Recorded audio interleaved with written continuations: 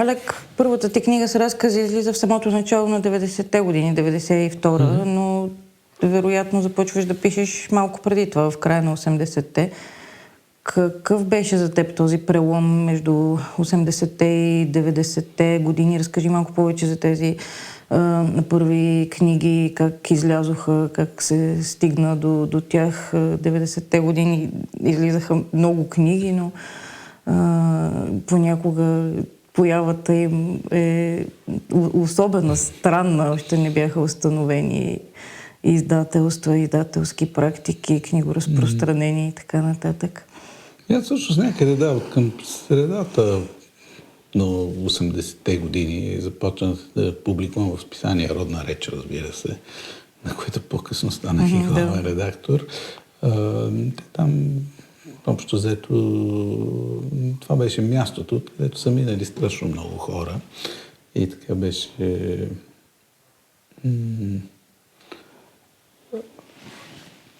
за такива средношколски неща. И разбира се, след това в студентска трибуна то си имаше така доста установен ред в публикациите и в развитието на на тази творческа интелигенция. Към младите автори. Да. Не мога да кажа хубаво ли беше или лошо, но общо взето към края на 90-те всъщност, към края на 80-те, 89-те примерно, тогава вече започва да идват първите ми по-професионални публикации. Си спомням за вестник Литературен фронт, когато това не беше много лесно да се публикува там. За да излезе нещо там, минаваш общо взето през така дълъг, или поне това са моите спомени. Няколко редакции, примерно, имаше този разказ, който така излезе и бях общо взето беше така първата публикация в наистина професионално литературно издание. Но тогава вече много неща започнат да се променят. Наистина много неща. И самият разказ, който излезе, той се каза... Как да видя? Той носеше точно такъв дух.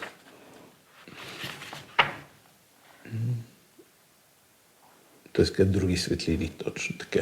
И после влиза в първата ти книга. И влиза в първата книга. Тази книга всъщност тя доста време отлежаваше в това издателство, в издателство Младеж. И тя беше съставена от начало от разкази, които бях публикувал. Не само публикувал, но и всякакви разкази, които бях писал по-отдавна. И някъде по едно време, някъде началото от 91-а, аз подмених цялото съдържание на тая книга. Тя беше одобрена вече за печат и общо взето смених всички разкази, нищо не остана от предишните. А това има ли връзка с самата промяна през 89-та или по-скоро с твоето... Не, просто вече не ми харесваха и просто това беше един етап, тъй да се каже. От тези неща бяха наистина средношколски работи. И в един момент видях, че много съм ги надраснал и бях създал доста други неща, които в крайна сметка смятах, че са по-добри. Най-смешното беше, че никой не забеляза тази промяна. Началото на 90-те. Да, това беше наистина тогава голяма бъркотия. И всъщност никой не му пукаше особено.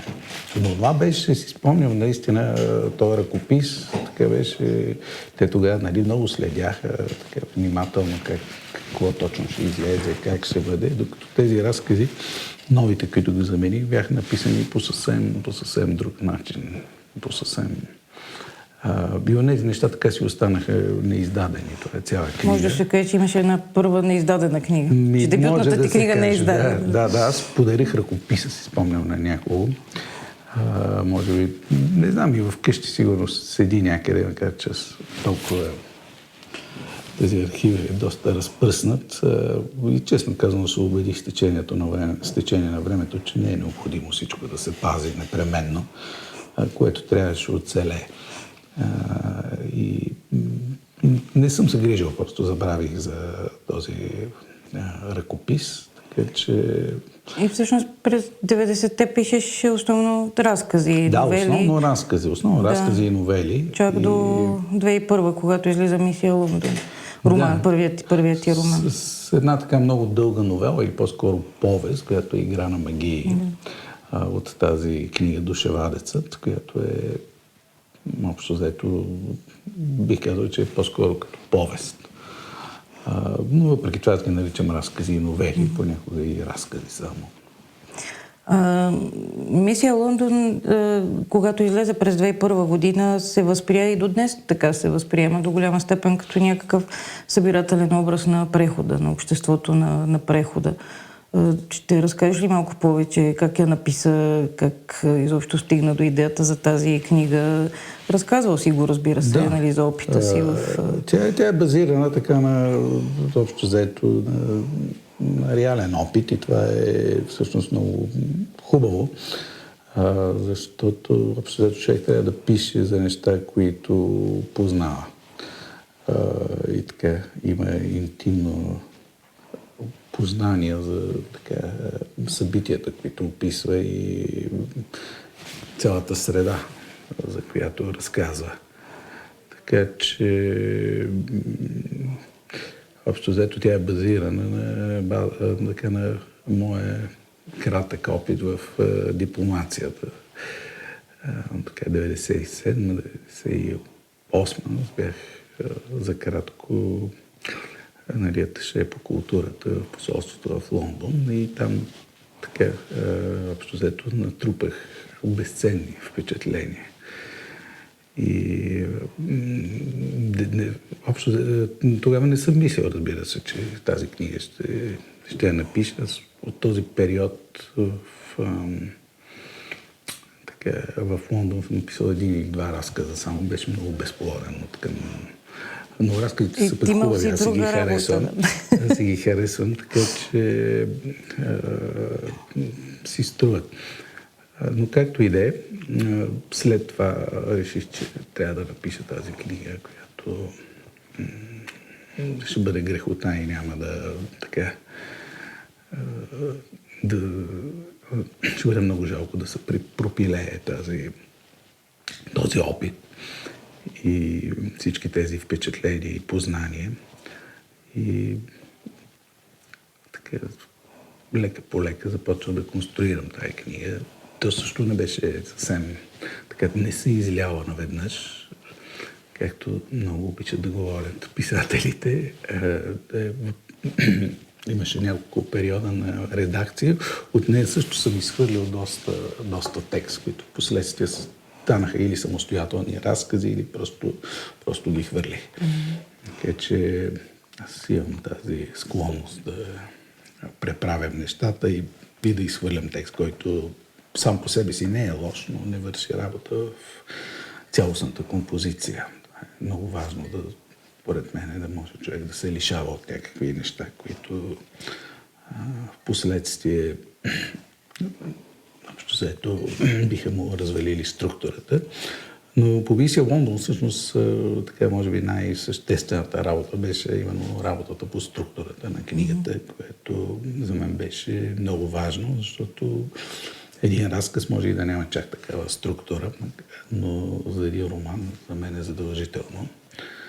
И така, иначе някои части от него наистина са изляли така много спонтанно.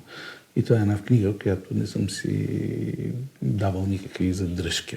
Ето съм се опитал да не мисля изобщо за това как ще бъде възприета. дали това може, дали това не може, кой ще се обиди. Тогава, докато я пишеше, даваше ли си сметка, това беше ли намерение да е по някакъв начин наистина препратка към тая реалност на 90-те години? Тя отговаря много плътно на реалността, общо взето. Но казах си вече, че тогава все още имаше една инерция още от времето на соца, нали, за този езоповски език, нещата да не се казват ясно, с някакви метафори, алегории. Да, в тази книга няма такива неща. Но има много сатира, има комично, има ирония. Разбира и всъщност се, да, ти винаги си и до сега пишеш по този начин. Че ги защо? изоставих всички метафори, алегории и си карах така, както ми е на сърце. И затова тя се получи една много жива книга. И от тогава нататък се опитвам така да пиша поне романите си. Разказа по-различно изкуство. За какво говорихме? Това е общо взето гледна точка е сатирата. Тя е иронията. Не е така комичен роман. Всъщност не може човек така да седне и да каже, че пише комичен роман. Това е въпрос на виждане на света. И той има много нещо общо с вдъхновението и така. На сила общо, дето хумора не се получава. Аз никога не си казвам, сега това ще го направя смешно, то просто се получава смешно. Но в крайна сметка сатирата винаги е била от край време в литературата един от начините да се говори точно за такива обществени сложни ситуации, обществени преломи. Така, че по принцип, общо взето европейската, така класическа литература, именно е започна с такива вид големи комични романи, каквито е Дон Кихот, Бепоса на Бокачо и други Раблеев, Гаргантюа и Пантагрел. Това са пар екселанс сатири, които са едновременно с това епични сатири. Аз харесвам термина комичен роман, защото той носи в себе си и сатира, и абсурд, и много неща. Добре. Тогава, като я написах, аз смятах, че няма да имам никакви проблеми с публикуването. Нали? Всички с голяма радост ще го направят. Обаче се оказа, че не е така. Тя предизвика огромен смут и страх сред издателите. На какво го отдаваш? На този неизживян комплекс от страха от цензура, от близкото минало, когато за такава книга, нали, примерно, която усмива управленския елит и така правата линия, общо взето човек можеше много да пострада. Няма защо да се заблуждаваме. Тя първо нямаше да излезе, написана по този начин една книга. И второ, и дори да излезеше, цялата редакция, всички редактори, нали, щяха да имат много големи проблеми. Така че те го знаеха това. Повечето издатели по това време бяха все пак хора от... Говорим за 2000-та, 2001 година вече. 2001 година, да. Все пак са минали 10 години от промяната, обаче той вцепеняваш страх, нали, такъв, защото тя беше написана по начин, който е напълно различен от без езоповски език, напълно открито и с така социален анализ, който е така присъщ на критическия реализъм, т.е. доста жесток. И това нещо те изпаднаха в някакво вцепенение тогава и се наложи да си издам заедно с един приятел Печатар тогава. И тя има всички така признаци, общо взето прилича малко като сам издатско... Сам издат от 2001 година.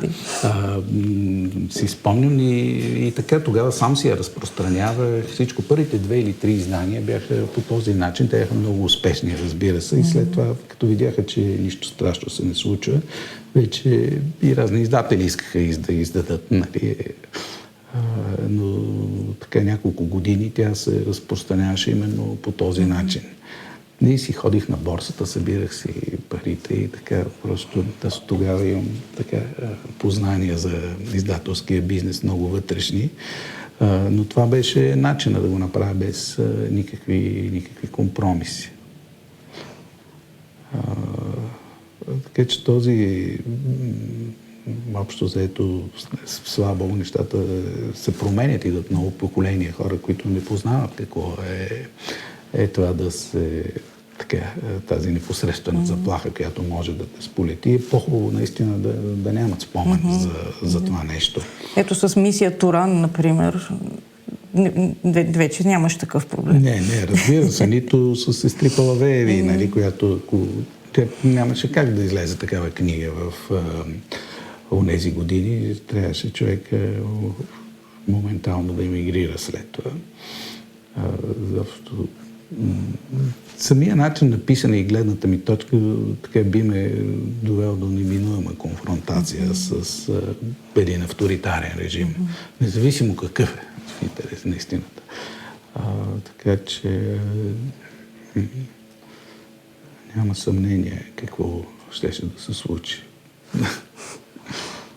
Една от книгите ти с разкази се казва "Митология на прехода". Тя всъщност е книга с избрани разкази, на която си дал това име, "Митология на прехода". Защо? И сега можеш ли накратко да изведеш митологията на прехода от твоите разкази или изобщо?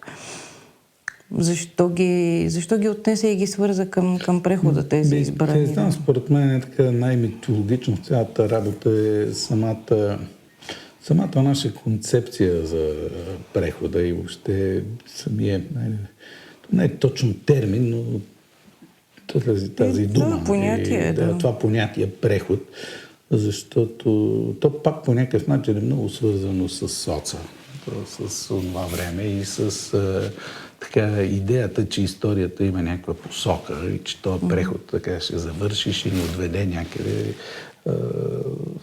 Преди също бяхме от преход към социализъм, към комунизъм.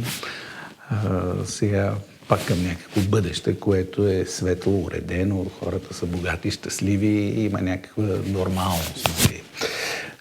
Такава, която така поне ние си я представяме. Според мен нищо от това не е особено релевантно. Първо, нормалността такава, каквато ние си я представяме и тогава сме си я представили, не е нормалното състояние на човешкия род.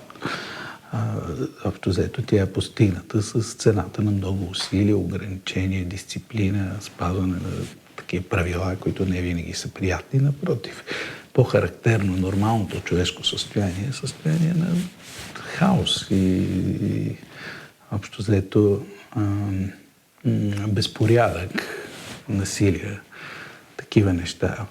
Може да се поспори, разбира се, и за това нещо, но в крайна сметка така виждаме, че оставени сами на себе си, хората много често без някакъв дисциплиниращ фактор достигат именно до едно такова първично полудиво състояние. Така че мисля си, че да, самото така понятие преход е свързано с така едни надежди, едно разбиране за историята като на движение, което има някаква посока и цел. Тогава точно се появи и тази книга на Франсис Фукуяма, "Краят на историята", нали, за която сега не може без ирония да не си спомним за нея. Той е известен с неточните си предсказания. Тя е така, общо взето, израз на тази арогантност и наивност на тогавашното време на хората, които си мислиха, че така са стигнали до края на историята. Всъщност, може да се направи така и паралел с комунизма, който също си мислеше, че е стигнал до края на историята, пък съвсем не се оказа така. Въобще, общо взето, една прогресистка заблуда към друга. Като споменаваш и социализма, и историята, всъщност в много от книгите си се занимаваш точно с тези неща, с съвременността, но и с близкото минало, с 20 век. Защо тези теми са важни за теб, за прозата ти? Мисля, че това е това, което те обкръжава всъщност. теми, които по един или друг начин преминават през творчеството на всеки, който живее в някаква епоха. Общо взето той винаги си задава въпроси и за миналото, за бъдещето, за това, което се случва около него. Така погледнато най-общо. Това е ситуацията на писателя всъщност. Сега въпросът е кой как вижда нещата, как ги пречупва през въображението си, през мисълта си, през собствения си индивидуален опит. Това е, което справят нещата интересни. Иначе тематично, общо взето, според мен повечето хора, които пишат, занимават именно с такива неща. Въпросът е кой как ги вижда. И това е всъщност най-интересното и важно нещо. Този личен почерк, който се остава върху събитията от миналото, от настоящето и предчувствието за бъдеще, разбира се. Така като си се сещам, понеже и преди няколко дена имаше с тези новини, например, за миньорите, чиято професия, примерно, цял отрасъл изчезва. А в другата смърт всъщност започвам именно с един разказ, където главният герой губи работата си, защото тая професия, нали, е обречена, изчезва. И в крайна сметка той трябва да се занимава с художествена самодейност. Нещо, което е много актуално и честно казано се случва вече започва да се случва в развити общества, където просто за хората няма работа в тази професия, той не може да се квалифицира и живее в потъва в някаква странна, хем е безработен, хем някакви хобита развива. Едно предчувствие, което така много отдавна се е зародило. Все пак при повече от 30 години, като си помислиш. И за мен именно тези интуиции са много, много, много ценни, които така са възникнали от някакво зрънце от реалността, е отключило в тебе някакво прозрение за бъдещето. И в тази връзка, как мислиш, литературата участва ли, доколко участва, как участва в този разговор и за предстоящото бъдеще, и със сегашното ни общество, и за близкото минало? Има ли някакъв откроим глас, който да въздейства по някакъв начин върху представата ни за самите нас, за миналото?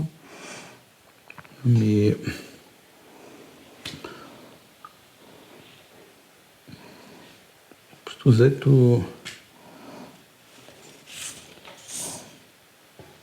зависи как се чете.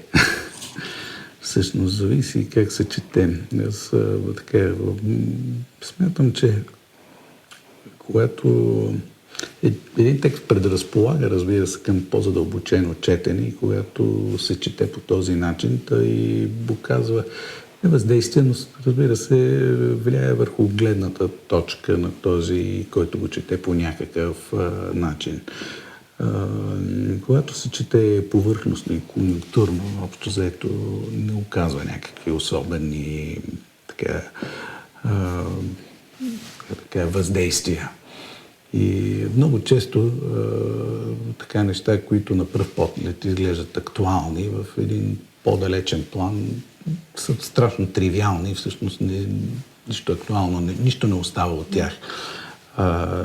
Общо взето именно по време на социалистическия реализъм, който всъщност не е свършил, но общо взето тогава да има такива ни очаквания към литературата, да бъде актуална, да по горещите следи на времето да върви и да отразява някакви неща, едва ли не с журналистическа бързина. И това, разбира се, не прави добра услуга на литературата, нито на хората, които четат, защото тези неща така, този конюнктурен прочит на нещата, според мен никога не води до някакво цялостно и по-дълбоко преживяване. Това е изключително повърхностен, дори когато възбужда някакви определени емоции, но тези емоции са много краткотрайни и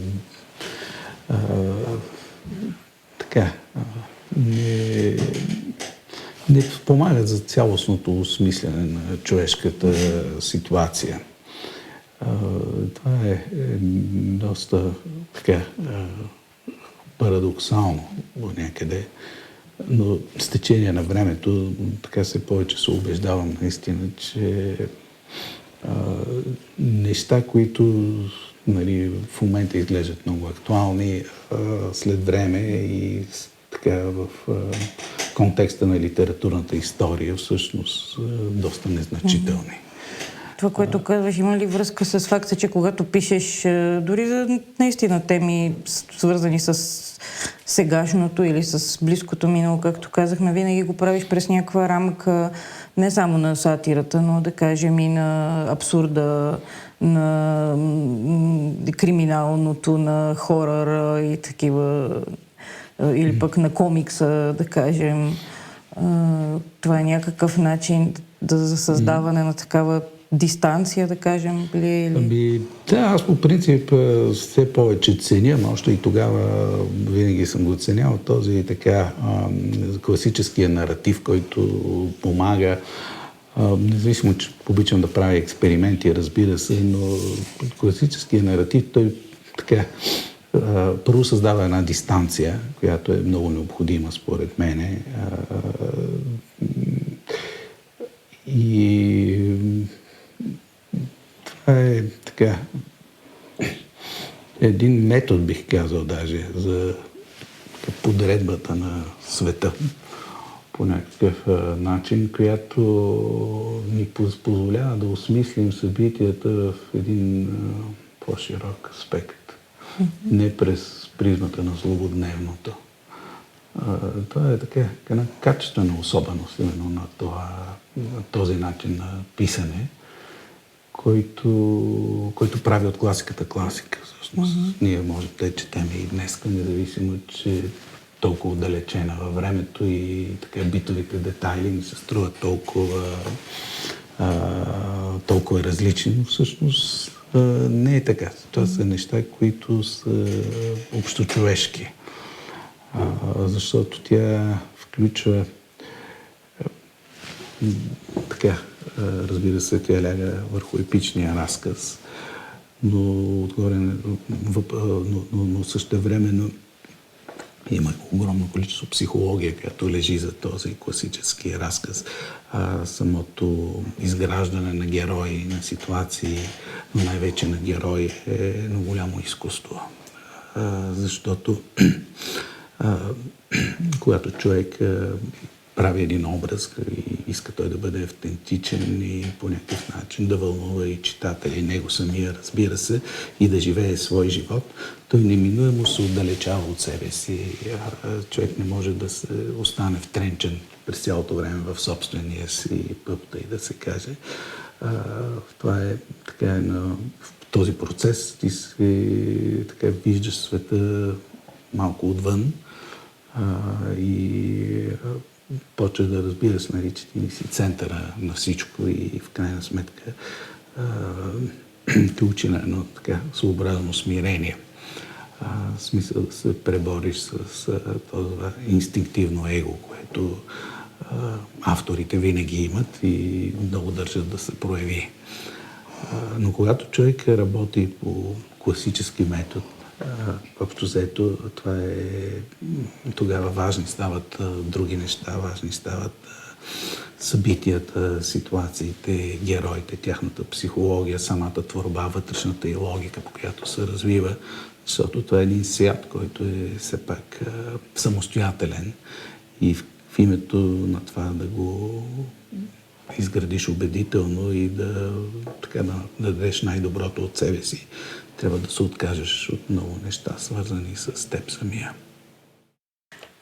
Да приключим разговора до тук за писателското его и романите, които трябва да създават класически все пак разказ, дори за най-актуалните неща. Благодаря. Благодаря и аз.